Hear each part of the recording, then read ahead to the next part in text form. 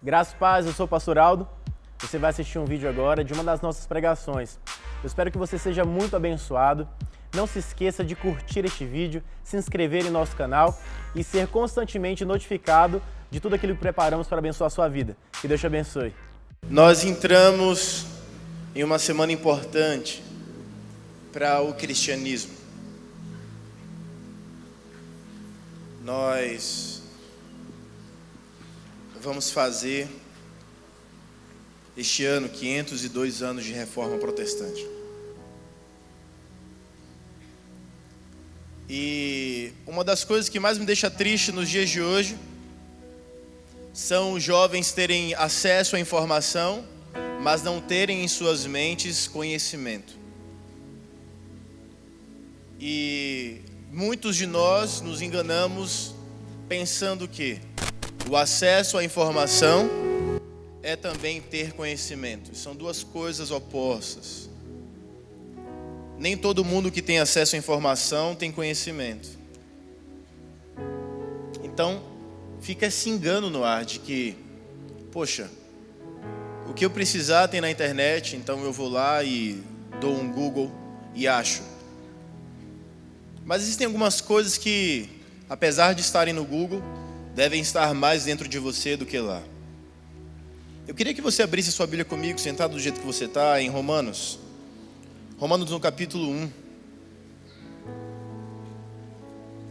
Dizem que, alguns teólogos dizem que se nós tivéssemos os evangelhos e a carta de Romanos apenas, o evangelho continuaria sendo do jeito que é, por toda a densidade que há nestes livros, nos evangelhos que fala sobre o nosso Senhor e na carta aos Romanos, que condensa muito sobre o que é o evangelho.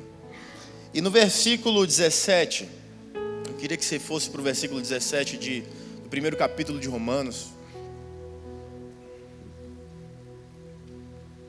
E diz assim: visto que a justiça de Deus se revela no evangelho, de fé em fé, como está escrito, o justo viverá por fé. O justo viverá por fé. Há 502 anos atrás, o mundo estava entrando numa grande mudança religiosa e social e espiritual. Talvez você diga: eu já estudei isso nos livros de história na minha escola. E é verdade, isso foi algo tão marcante na história da humanidade que nós estudamos como história. Mas essa é uma revolução que começou na Bíblia. O justo viverá pela fé não é algo que começou há 500 anos atrás. Foi algo que começou há 2000 anos atrás, quando o nosso Senhor veio à terra e nos disse que a partir dele o homem viveria pela fé e não pelas suas obras. E assim começa a reforma protestante. E alguns gostam, outros não, mas ninguém pode negar a importância da reforma protestante em nossos dias. Se não fosse a reforma protestante, nós não estaríamos aqui agora reunidos neste culto público e eu não estaria usando as roupas que eu estou usando, por exemplo. Existiria uma beca para eu estar usando e não uma calça, uma camiseta e um tênis. A reforma protestante nos trouxe a possibilidade de entregar um evangelho como ele veio até nós, puro e simples. Não existe pompas no evangelho, porque não existe pompas na morte de um Deus. O que existe é uma revolução na ressurreição de um Cristo, e Ele está aqui entre nós hoje, amém? Houve um Papa Leão X. Deixa eu tomar uma água. Choveu granizo onde você estava hoje? Gente, é lindo o granizo, né? Ah, é maravilhoso. As pedrinhas de gelo que vêm do céu. Quem tiver com tereré pronto já está na mão. O Papa Leão X, ele instituiu um cara chamado Johann Tetzel. E esse cara, ele rodou os países católicos da época, até então toda a Europa. E ele falava algo muito interessante. Todas as vezes que uma moeda cai na caixa, a alma de alguém sai do purgatório. Era o início do que todos nós conhecemos como indulgência. Você já ouviu falar de indulgência? A indulgência eram valores pagos à igreja para tirar a alma dos pecadores do inferno. Sim, a humanidade viveu essa parte, triste. E quanto mais você pagava, menos tempo a pessoa ficava no inferno. Se você ler a Bíblia, você vai ver que nós recebemos de graça. Pela graça sois salvo. É por isso que eu comecei falando sobre o conhecimento. Porque a própria Bíblia fala que a verdade vos libertará. Quando você não conhece a verdade, qualquer mentira te aprisiona. E essa foi uma mentira que aprisionou algumas pessoas durante alguns anos, pelo simples fato das pessoas não terem acesso à Bíblia. Primeiro, as pessoas não sabiam ler. Segundo, a Bíblia era escrita em latim. Se você falava uma outra língua, você não conseguiria ler a Bíblia, porque a Bíblia era em latim. Entenda o que eu estou falando. Nós estamos assentados nessas cadeiras hoje, sobre o sangue de muitos irmãos em Cristo. Nós estamos desfrutando deste ar-condicionado, dessas luzes, dessa maravilha que é essa igreja, porque muitos deram as suas vidas para que hoje nós tivéssemos acesso à Bíblia em português e tivéssemos a liberdade de até mesmo colocar essa mensagem na internet para que qualquer pessoa possa ter acesso. Não foi de graça essa revolução, mas a salvação foi de graça.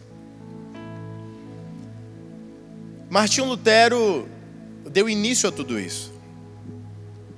Ele era um padre agostiniano. Agostiniano que vem da linha de Agostinho, São Agostinho, Santo Agostinho.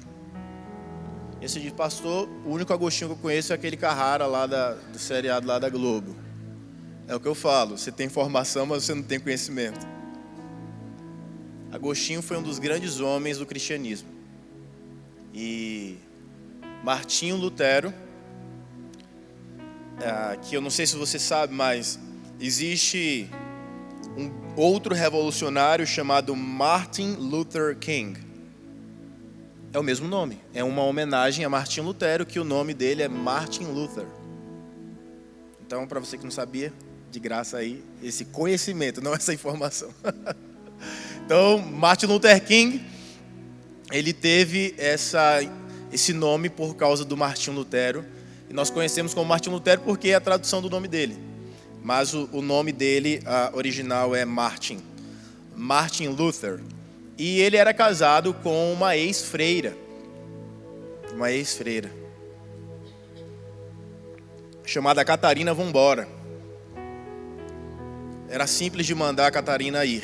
Catarina, vambora.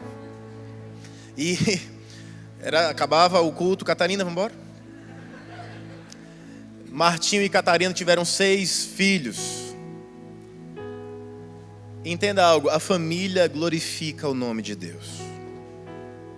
Sempre família glorifica o nome de Deus, porque Deus, ele é um Deus de famílias. Deus, ele ama famílias. E eu tenho certeza que os 6 filhos de Martinho Lutero serviram para glorificar o nome de Deus, assim como tudo que foi feito a partir da vida de Martinho Lutero. Martinho Lutero, como qualquer homem, não foi perfeito. Entendam que quando nós vemos sobre revoluções, nós pensamos, poxa, essas pessoas tinham um altíssimo nível, eu jamais chegarei aos pés dessas pessoas. Talvez você não tenha uma opressão suficiente para você se indignar a ponto de viver uma revolução como essa. Porque nós vivemos numa sociedade muito confortável. A nossa guerra é quem é esquerda e quem é direita. Que bobagem. Nós não estamos lutando pela liberdade de culto. Nós não estamos lutando por uma fé verdadeira. Na verdade, o que nós estamos lutando é para juntar dinheiro, para poder fazer viagens e contar para pessoas que a gente não tem nem ideia de quem são, para tirar onda com quem a gente nem conhece. Essa é a nossa luta. Mas a luta desses homens era contra uma igreja que havia sido contaminada por pensamentos humanos, humanistas e pecaminosos, a ponto de venderem a salvação que na própria palavra fala que é de graça. Então, Lutero nunca quis a separação da igreja, mas sim a reforma da igreja. Lutero amava a igreja. Lutero amava os princípios bíblicos, mas ele sabia que aquilo que estava sendo vivido há 500 anos atrás, não faz muito tempo. Não faz muito tempo. O Brasil tem um pouco mais disso, de descoberta. Então, quando os portugueses vieram para cá, a reforma protestante já estava em vigor no mundo. Já estava em vigor. O que era para ser um diálogo, ou um convite para um diálogo, se tornou a maior revolução do cristianismo até os dias de hoje, dentro desse contexto de igreja. Lutero foi lá, no castelo de Wittenberg, e pregou 95 teses. E eu estava conversando com um pastor amigo meu esses dias, ele foi jantar lá em casa, pastor Yuri Breder, da Primeira Igreja Batista. E a gente estava conversando e criamos o título da mensagem que ele está pregando hoje. Postei e saí correndo. Foi mais ou menos isso que Lutero fez. Ele postou as teses lá no castelo e saiu correndo. Ele está pregando lá agora isso. E eu falei, a gente comentando, né? Poxa, a reforma protestante começou justamente de pessoas, líderes que estavam à mesa conversando, batendo um papo, e de repente falaram, poxa, isso aqui está errado, verdade, está errado. Ó, eu escrevi 95 teses contra isso que a gente está vivendo hoje. Eu vou lá pregar na porta do castelo. Foi assim. Todos os dias eu fico buscando algo para lutar. Porque quando você não tem mais nada para lutar, a sua vida se torna em vão. Sua vida perde sentido. É uma rotina constantemente chata e entediante. Você acorda, vai para o trabalho, sai do trabalho, come alguma coisa, assiste alguma coisa, dorme, no outro dia a mesma coisa. Mas quando você tem algo pelo que lutar, pelo que se esforçar, e olha, trabalho não é esforço. Trabalho é uma condição de quem está vivo. Você tem que trabalhar. Assim como você tem que respirar, você tem que trabalhar. Não, estou lutando. Não. A gente tem que trabalhar. Acabou. Nasceu, tem que trabalhar. Se você tira isso da sua mente, que eu tenho que trabalhar amanhã. Não. Se você coloca, não, eu tenho que trabalhar é bom, trabalhar é bênção. Graças a Deus porque eu tenho saúde para trabalhar. Aí você vai viver como eu. Quanto mais eu trabalho, mais eu procuro algo pelo que lutar. Uma coisa genuína, que vai transformar o mundo. Uma vez eu era que nem o filho do presidente Bolsonaro, eu fazia hambúrgueres. A única coisa que eu transformava era uma barriga vazia numa barriga cheia. Mas hoje eu entendo que eu vivo algo que é preciosíssimo. Poucas pessoas no mundo vivem o que eu vivo. Eu tenho semanalmente uma plateia de jovens pré-revolucionários prontos a colocar fogo numa cidade. Juventude relevante. Martinho Lutero foi um homem que criou uma revolução numa igreja.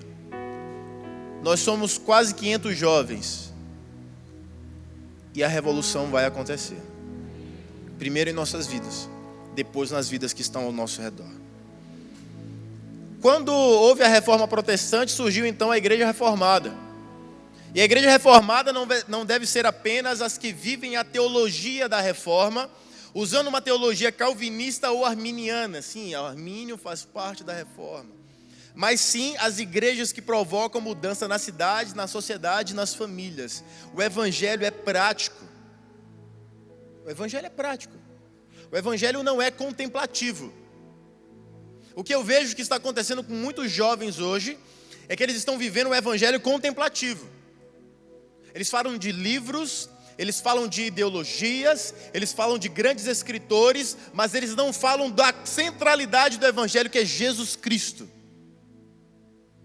Eu não estou aqui para pregar as palavras de Calvino, por mais que ele tenha sido um homem de Deus. Eu não estou aqui para pregar as palavras de Armínio, por mais que ele tenha sido um grande homem de Deus. Eu estou aqui para pregar as palavras de Cristo, porque é Ele quem transforma os corações. Nós estamos encurralados em uma situação esquisita hoje. As pessoas se ufanam, se vangloriam em saber todas as teses e toda a ideologia e o pensamento calvinista, mas eles não sabem o que está no coração de Deus. E aí, você vai se tornar um professor de filosofia cristã, ou você vai se tornar um pregador do Evangelho vivo e transformador?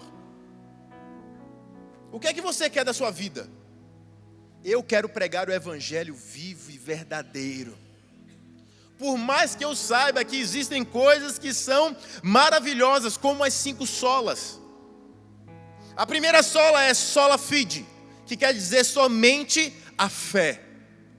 E em Romanos, no capítulo 3, versículo 28, diz: concluímos, pois, que o homem é justificado pela fé sem as obras da lei. O homem é justificado pela fé sem as obras da lei. Eu vejo muitas pessoas tentando angariar um pedaço nos céus, fazendo obras sociais, ou bondade com o próximo. Não é a bondade com o próximo que te faz ganhar algo nos céus. É a bondade de Cristo contigo, sem você merecer, que te faz ganhar algo no céu. Romanos 1,17. O justo viverá pela fé. Nós não vivemos na expectativa de que vamos ser salvos por aquilo que fazemos, mas porque somos salvos, nós fazemos boas coisas. É uma matemática simples. Foi ensinado no passado que era fé mais obras igual a salvação. Mas Cristo nos ensina que fé é igual a salvação, que é igual a obras. Faz sentido na sua cabeça? Fé é igual a salvação, porque você recebe a salvação de graça. A fé vem pelo ouvir a palavra de Deus. A fé não vem de um esforço humano para conquistar um espaço no coração de Deus. O homem já conquistou um espaço no coração de Deus. Deus está aqui querendo te explicar que você é a obra mais preciosa de toda a sua criação. Muitas pessoas acreditam que a Terra é plana. É muito engraçado isso. E eu estava vendo um meme esses dias dos planetas do Sistema Solar. Então estava Marte, Vênus, Júpiter, tudo redondinho, né? E aí a Terra plana. Interessante, né? Deus criou os planetas que o homem nem conseguiu chegar ainda. Mas o que Deus mais aprecia são homens que desprezam a sua presença. E esse é o mistério de Deus. Porque Deus poderia nos extinguir e criar qualquer outro ser que fosse melhor do que nós somos. Mas estes são os seres que Ele ama.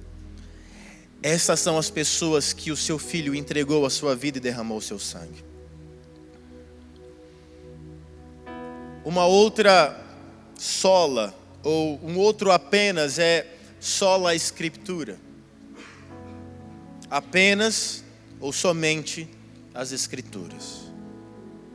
Em Deuteronômio, no capítulo 4, versículo 2, diz o seguinte: não acrescentareis à palavra que vos mando, nem diminuireis dela, para que guardeis os mandamentos do Senhor vosso Deus, que eu vos mando. Em Provérbios, no capítulo 30, versículos 5 e 6. Olha, eu estou lendo textos do Antigo Testamento. Porque tem pessoas que têm uma rigidez cognitiva. Eu não sei se você sabe o que é rigidez cognitiva. O pessoal nas ruas fala que é burrice. Mas como eu estou pregando, é uma rigidez cognitiva. Então, se você quiser chamar alguém de burro, você fala, nossa, você tem uma leve rigidez cognitiva. Então, algumas pessoas têm uma rigidez cognitiva que pensam que a Bíblia começa a partir do Novo Testamento. A Bíblia começa a partir de Gênesis 1:1. Ok? Tudo é a palavra de Deus. E em Provérbios, no capítulo 30, versículos 5 e 6 diz: toda a palavra de Deus é pura. Escudo é para os que confiam nele. Nada acrescentes às suas palavras, para que não te repreenda e sejas achado mentiroso. Tem gente que pega a Bíblia, coloca as suas ideias e a partir disso cria uma seita. O evangelho verdadeiro sempre deve estar congruente ao que está escrito na Bíblia. A maioria das pessoas acredita em tudo aquilo que é pregado, porque elas nunca deram a si mesmo a oportunidade de sentar e ler as Escrituras.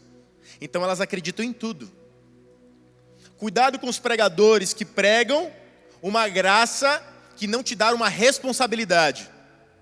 Cuidado. Os seus pecados, eles têm um preço e consequência. Não ache que a graça apaga tudo a todo o tempo, como se não houvesse nenhum tipo de consequência nas suas atitudes. Você é responsável pela sua conduta. Não coloque o peso dos seus pecados inescrupulosos numa cruz que já perdoou esses pecados e te deu uma consciência do que é pecado. Porque se você entende o que é pecado, a graça já te alcançou. Apocalipse 22, versículo 18 e 19 diz: porque eu testifico a todo aquele que ouvir as palavras da profecia deste livro que, se alguém lhes acrescentar alguma coisa, Deus fará vir sobre ele as pragas que estão escritas neste livro. E se alguém tirar quaisquer palavras do livro desta profecia, Deus tirará a sua parte do livro da vida e da cidade santa e das coisas que estão escritas neste livro. Ou seja, se você muda aquilo que está escrito neste livro, Deus vai lhe tirar do livro da vida. Você está fora do céu, meu irmão. Ou seja, os hereges não entrarão nos céus. O evangelho é simples, mas ele não é para pessoas irresponsáveis. Existe responsabilidade em receber a graça. A Bíblia não precisa de nenhum adendo.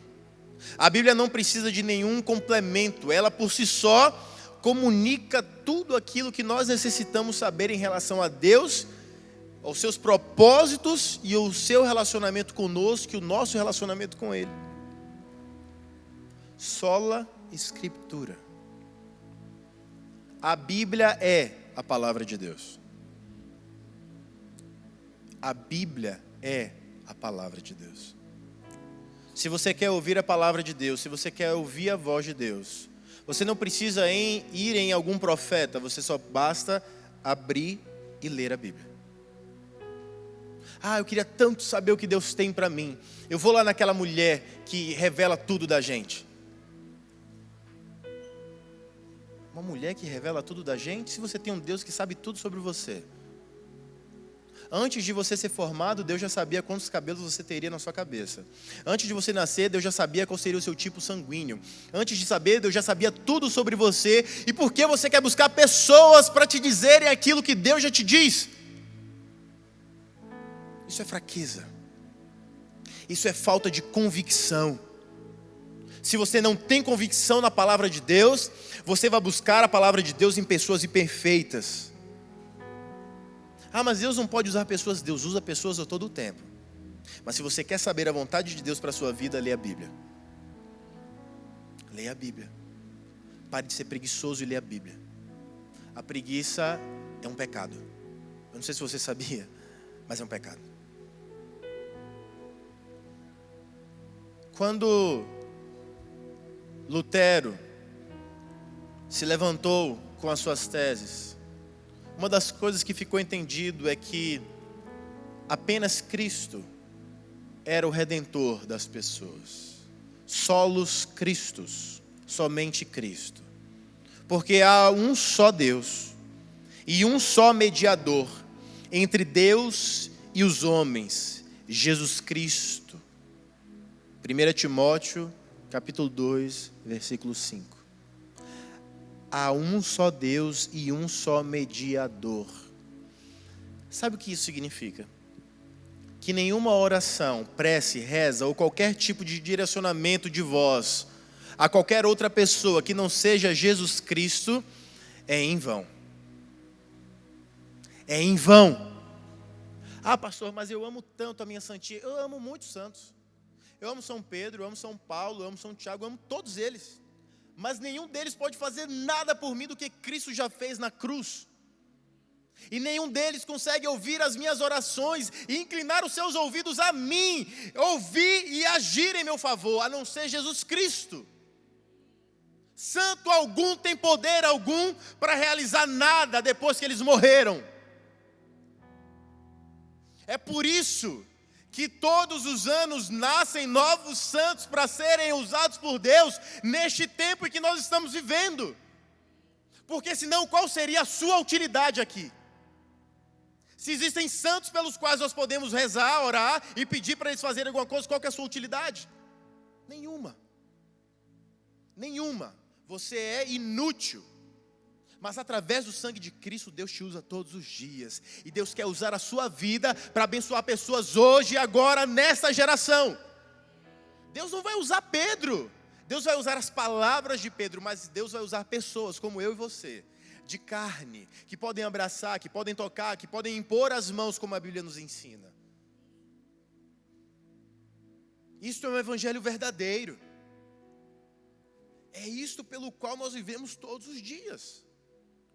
Qualquer outro caminho que não seja Cristo é um precipício.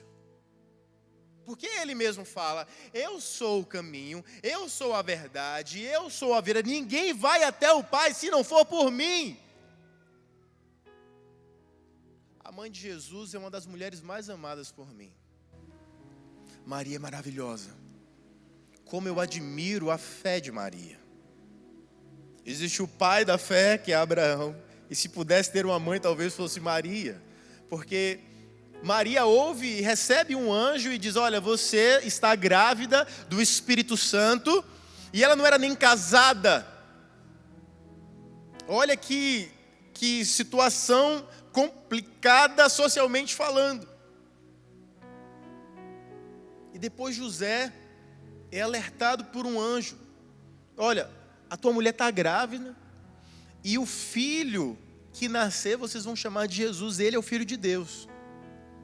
Uau, eu não sei se eu aguentaria isso. Por muito menos as pessoas estão se separando. Por muito menos as pessoas estão se separando. Aí você chega um dia e vai encontrar tua namorada e ela fala, estou grávida. Quê? Do Espírito Santo. Que conversa, Maria. Maria, eu tenho cara de otário.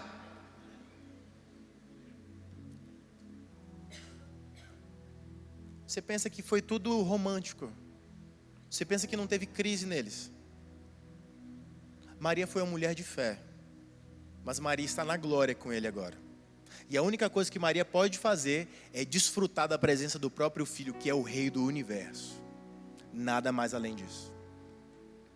O que podemos fazer de Maria é sempre celebrá-la com alegria por tudo que ela fez por Jesus.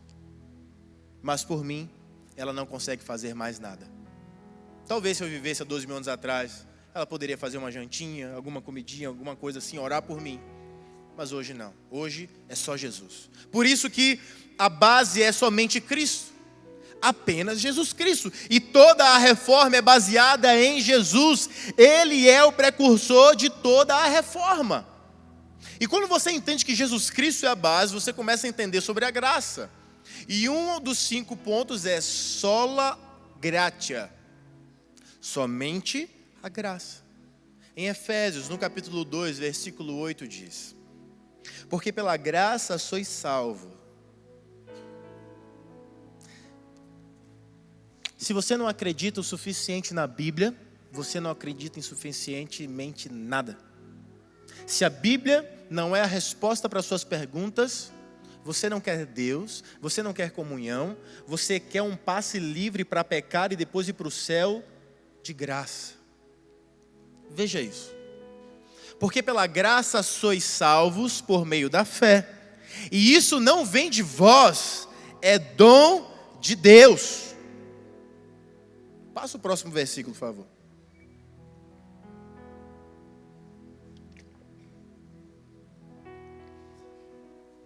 É preciso entender um princípio. Deus não divide a sua glória com ninguém. Não é que Deus não quer, é que é impossível. Você consegue dividir o seu coração com alguém? Arranca o teu coração aí e divide com alguém. Você consegue dividir o seu olho com alguém? Não. Por quê? Porque isso está intrínseco, isso está colado, isso está dentro de você, isso é seu. A glória é de Deus. Não tem como Ele dividir. É por isso que o versículo seguinte fala que não vem das obras para que ninguém se glorie. Porque se alguém pensa que se gloriou pelas suas obras, está vivendo uma vida falsa, uma glória falsa, porque a única glória verdadeira que existe é a glória de Deus. Seria muito fácil você ter a vida que você quisesse ter, e de repente você começasse a fazer algumas ações que nós chamamos de sociais, porque nós pensamos que a única forma é essa. Ações sociais. Nós começamos então a ajudar pessoas que têm menos condição, nós começamos a dar roupa, comida, ou seja lá o que for, para tentar angariar um pedacinho de céu. Nós não precisamos angariar um pedacinho do céu, quando nós temos através da graça o céu inteiro para nós. A graça está disponível para quem acredita em Cristo como o único e suficiente Salvador, que destranca os portões dos céus. Não é o quanto você fez, faz, deu, ou faz, ou fará, mas o quanto você entende da graça. A graça não é uma autorização para que você peque indistintamente todos os dias. A graça é uma transformação que acontece na sua vida para que você viva uma vida de santidade, sem lhe parecer um peso, mas um prazer. Porque nós amamos agradar quem nós amamos. Então viver uma vida de santidade é agradar a quem nós mais amamos, Jesus Cristo.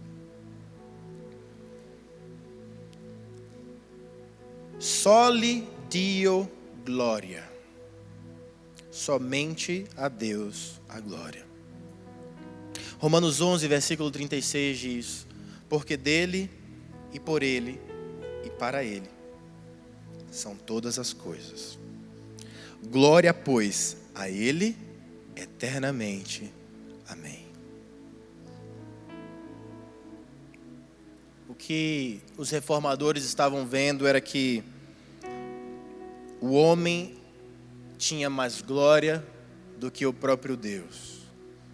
Os homens tinham mais glória do que o fundador da igreja, Jesus Cristo. Então, essas 5 solas são um direcionamento bíblico para aquilo que o que seria chamada de igreja reformada iria viver. E a partir da igreja reformada, nasceu, surgiu e teve a liberdade de se viver todas as outras igrejas cristãs evangélicas que nós temos no mundo hoje, a partir da reforma protestante. Talvez você diga, pastor, mas isso é só história. Não, isso é a sua história. Isso é a minha história. Essa é a história dessa igreja e de tantas outras, porque nós estamos apoiados nisso também.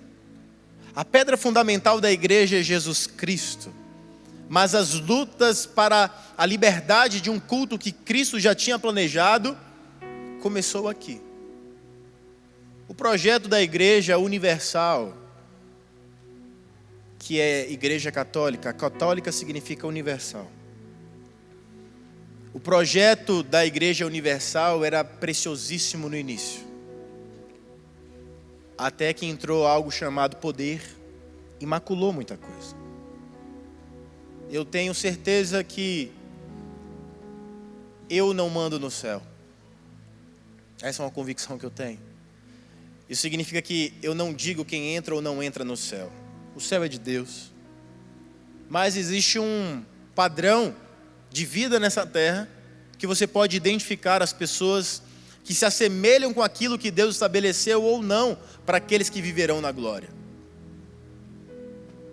Por mais que você diga, pastor, mas e o ladrão da cruz? O ladrão da cruz nunca tinha ouvido o evangelho. Você sim. Então, se você ouviu, o poder de decisão está em suas mãos. A responsabilidade é sua. A graça é para todos, mas nem todos conseguem ter perseverança na graça.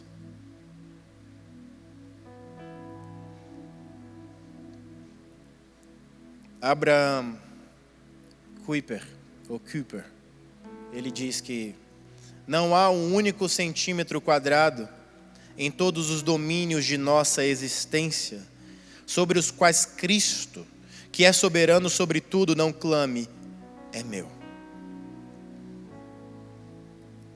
Tudo é dele. Todas as coisas são dele. Pastor, eu não acredito nisso. Infelizmente não está naquilo que nós acreditamos. Está naquilo que é. E Deus é. Antes da fundação Ele era. Na fundação Ele é. No futuro Ele é. Deus não é como nós, que fomos, estamos e seremos. Isso significa que nós estamos e somos escravos do tempo. Deus vive fora do tempo. E que bom por isso. Porque Ele consegue apagar o nosso passado, abençoar o nosso presente e nos esperar no nosso futuro. A vida com Cristo é a melhor vida que pode existir para qualquer pessoa. Viver os rudimentos da fé cristã é a melhor fé, porque é a única que é verdadeira.